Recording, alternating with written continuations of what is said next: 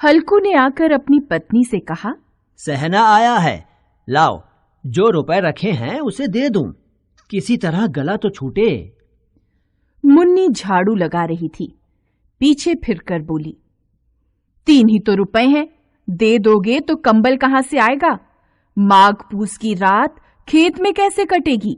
उससे कह दो फसल पर रुपए दे देंगे, अभी नहीं। हल्कू एक क्षण अनिश्चित दशा में खड़ा रहा। पूस सिर पर आ गया।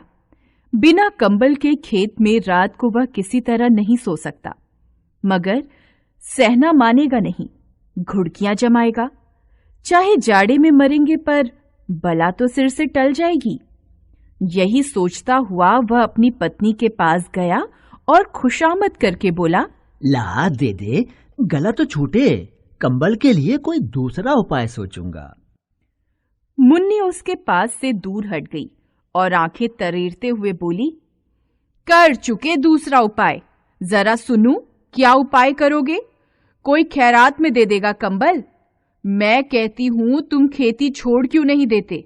मर काम करो और जब फसल हो तो उसे लगान में दे दो।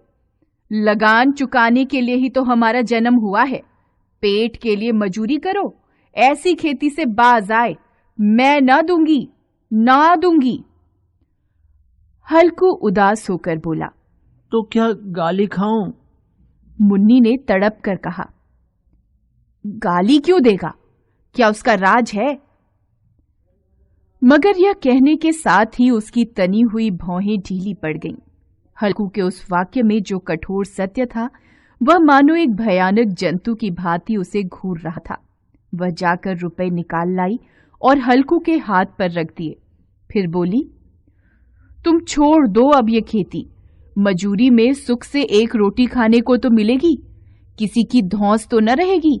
ऐसी खेती किस काम की कि मजूरी करके लाओ और उसे भी इसमें झोंक दो, उस पर ये धौंस सहो। हल्कू ने रुपए लिए और इस तरह बाहर चला मानो अपना हृदय निकाल कर देने जा रहा हो।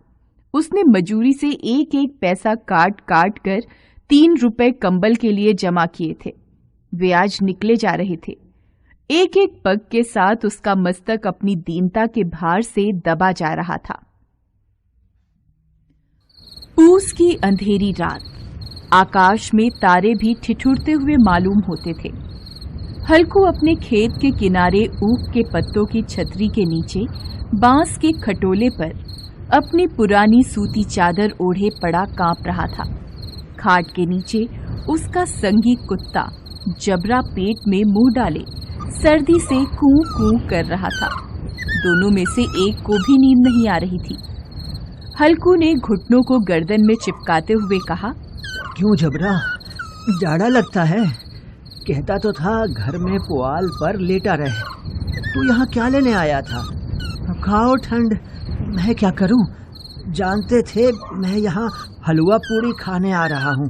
दौड़े दौड़े आगे आगे चले आए। अब रो नानी के नाम को।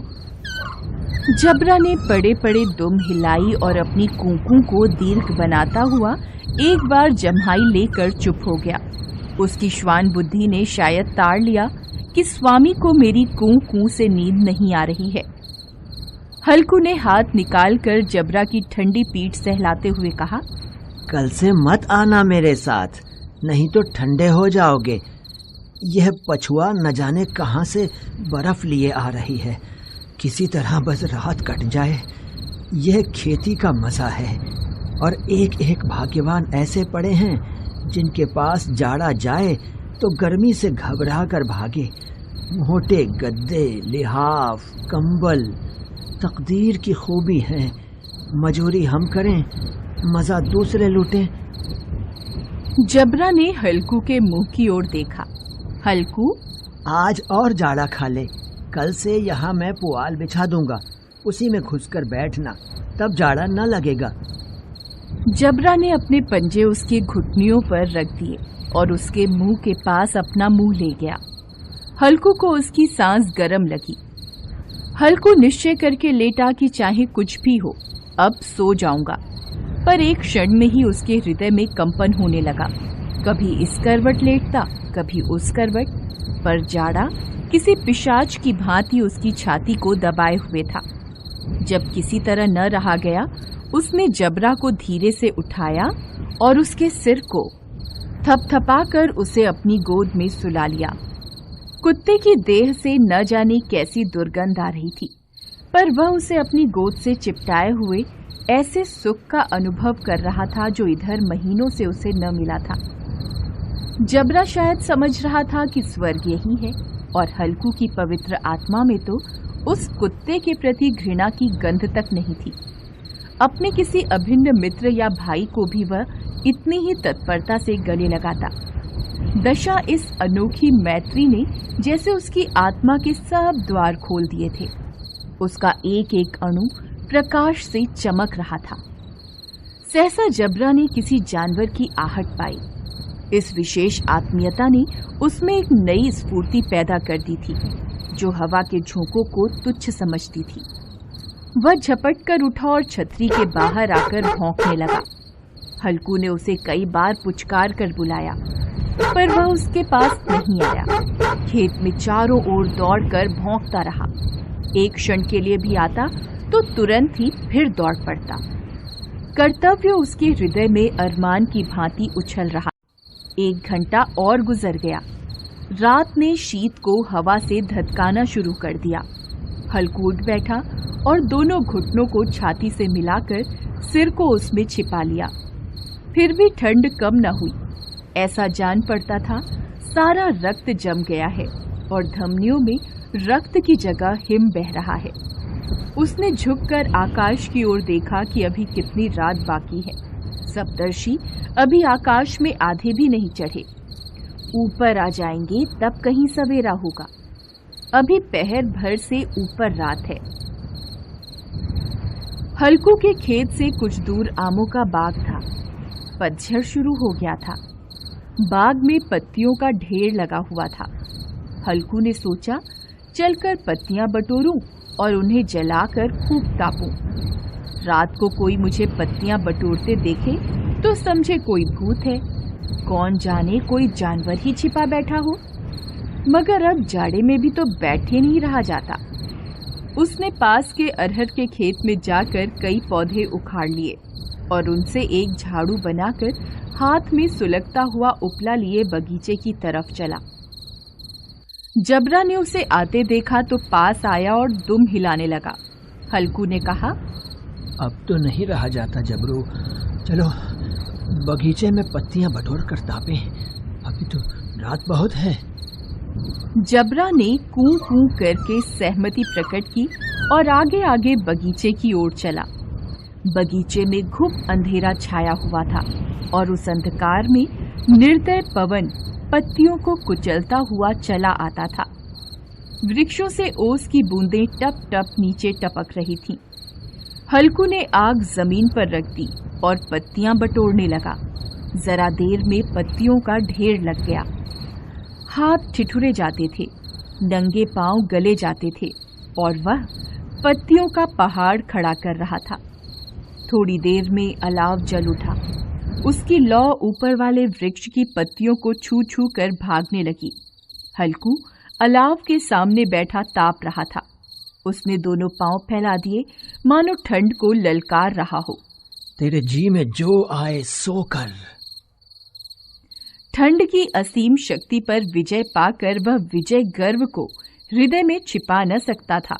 उसने जबरा से कहा, क्यों जब्बर, अब तो ठंड नहीं लग रही है? जब्बर ने कूं कूं करके मानो कहा, अब क्या ठंड लगती ही रहेगी। पहले से यह उपाय न सूझा, नहीं तो इतनी ठंड क्यों खाते। जबरा ने पूंछ हिलाई। पत्तियां जल चुकी थीं। बगीचे में फिर अंधेरा छा गया था। राख के नीचे कुछ कुछ आग शेष थी, जो हवा का झोंका आ जाने पर जरा जाग उठती थी, पर एक क्षण में फिर आंखें बंद कर लेती थी। हल्कू ने फिर चादर ओढ़ ली और गरम राख के पास बैठा हुआ एक गीत गुनगुनाने लगा। उसके बदन में गर्मी आ गई थी, पर ज्यों-ज्यों शीत बढ़ता जाता था उसे आलस्य दबाए लेता था। जबरा जोर से भौंककर खेत की ओर भागा। हल्कू को ऐसा मालूम हुआ कि जानवरों का एक झुंड उसके खेत में घुस आया है। शायद नीलगायों का झुंड था। उनके कूदने और दौड़ने की आवाजें साफ कान में आ रही थीं। फिर ऐसा लगा कि वे खेत में चर रही हैं। उनके चबाने की आवाज सुनाई देने लगी। उसने दिल में कहा, नहीं, जबरा के होते जानवर खेत में नहीं आ सकता। वह नोच ही डालेगा। मुझे भ्रम हो रहा है। अब तो कुछ नहीं सुनाई देता। मुझे भी कैसा धोखा हुआ। उसने जोर से आवाज लगाई, जबरा, जबरा। जबरा भौंकता रहा, उसके पास नहीं आया। फिर खेत में चरे जाने की आहट मिली। अब वह अपने को धोखा न दे सका। उसे अपनी जगह से हिलना भी जहर लग रहा था। इस जाड़े पाले में खेत में जाना, जानवरों के पीछे दौड़ना असूझ जान पड़ा। वह अपनी जगह से नहीं हिला। उसने जोर से आवाज लगाई, लिहो, लिहो, लिहो। जबरा फिर भौंक उठा। जानवर खेत चर रहे थे। फसल तैयार थी। कैसी अच्छी खेती थी, पर दुष्ट जानवर उसका सर्वनाश किए जा रहे थे। हल्कू पक्का इरादा करके उठा, पर 2-3 कदम पर एकाएक हवा का ऐसा ठंडा, चुभने वाला, बिच्छू के डंक सा झोंका लगा कि वह फिर बुझते हुए अलाव के पास आ बैठा और राख को रेत कर अपनी ठंडी देह को गरमाने लगा। जबरा अपना गला फाड़े डालता था। नीलगाय खेत का सफाया किए डालती थी और हल्कू गरम राख के पास शांत बैठा हुआ था। अकर्मण्यता ने रस्सियों की भांति उसे चारों ओर से जकड़ रखा था। उसी राख के पास गरम जमीन पर वह चादर ओढ़कर सो गया। सवेरे जब उसकी आंख खुली तब चारों ओर धूप फैल गई थी और मुन्नी कह रही थी, क्या आप सोते ही रहोगे? तुम यहां आकर रम गए और उधर सारा खेत चौपट हो गया। हल्कू ने उठकर कहा, क्या तू खेत से होकर आ रही है? मुन्नी बोली, हां, सारे खेत का सत्यानाश हो गया। भला ऐसा भी कोई सोता है? यहां मड़ैया डालने से क्या लाभ हुआ? हल्कू ने बहाना बनाया, मैं मरते मरते बचा। तुझे अपने खेत की पड़ी है। पेट में ऐसा दर्द हुआ कि मैं ही जानता हूं। दोनों खेत की दशा देख रहे थे। मुन्नी के मुंह पर उदासी छाई थी, पर हल्कू प्रसन्न था। मुन्नी ने चिंतित होकर कहा, अब मजूरी करके मालगुजारी भरनी पड़ेगी। हल्कू ने प्रसन्न मुख से कहा, रात की ठंड में यहाँ सोना तो नहीं पड़ेगा। हेलो दोस्तों, कैसे हैं आप सब? हमारी कहानियाँ देखने के लिए हमारे चैनल को सब्सक्राइब कीजिए और हाँ, बेल आइकॉन पर क्लिक करना मत भूलिएगा।